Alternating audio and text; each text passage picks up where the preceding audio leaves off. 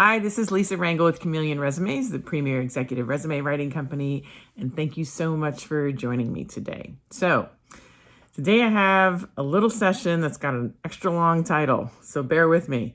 Today's session, we are going to talk about an unforeseen peril from having your paid membership listed as your employer on your LinkedIn profile, particularly when you're job seeking. So, if you are a member of WBL or Chief or Pavilion or Troop HR, and there's so many of these awesome paid memberships that executives and senior professionals belong to network, and the trend has been to put the group under your employment section as if they were your employer.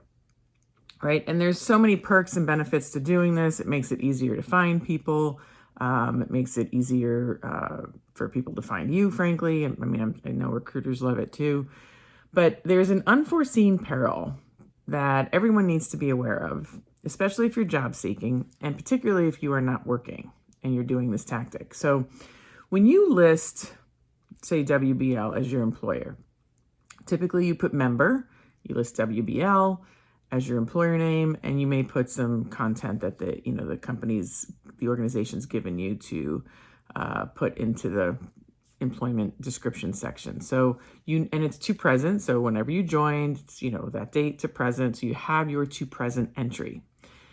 The problem is, if that is your only to present entry, your to present entry now has a keyword of member, right? Not Director of Pharmacovigilance or Chief Financial Officer or Marketing Director, which is what your employment entry to present should have if you were working. Or if you're currently working, you probably obviously have your current title in that part.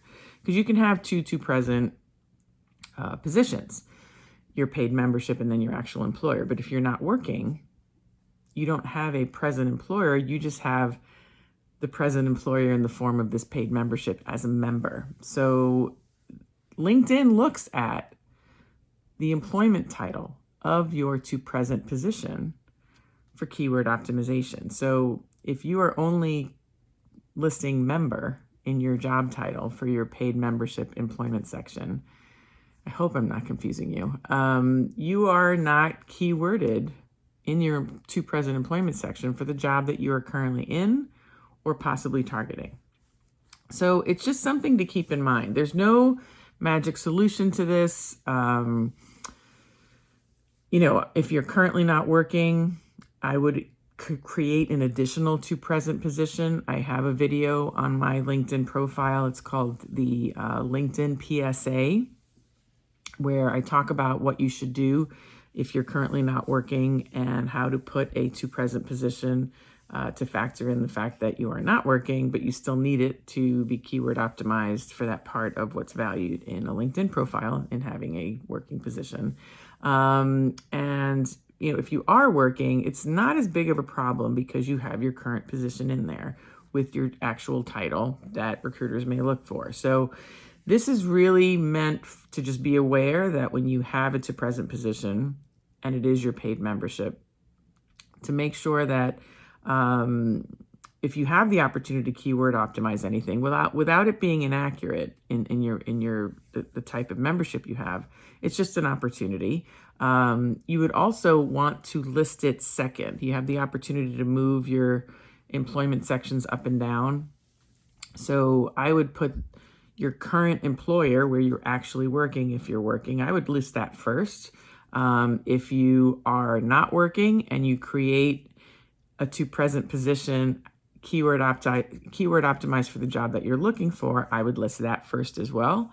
And then I would have the employment section that is your paid membership, I would have that listed second. So again, this is all general advice. Your particular situation may be different and warrant a different strategy, but I wanted to just make sure everyone was aware that putting your employment section with your paid membership, a member as your title, has some weight. And it can have, while there's many positive assets to doing this tactic as a paid membership listed in the employment section. There's just this one little peril that most people don't seem to realize or understand. So I just wanted to bring it to your attention. What about you? What do you think? Are there any other negatives in listing your paid membership as an employer? And then, let's talk about the positives too, because I actually do think it is kind of a cool thing that we do when we do that. So if you would like to know other tactics on how to handle this, as well as other ideas on how to write a resume and how that can filter into your LinkedIn profile, go to my free training. It's on demand. Go to freeexecresumetraining.com. And like I said, it's on demand. You can watch it at your convenience. And look forward to seeing your comments below. If you know of someone who might benefit from this information, feel free to share it. Like it if you've liked it.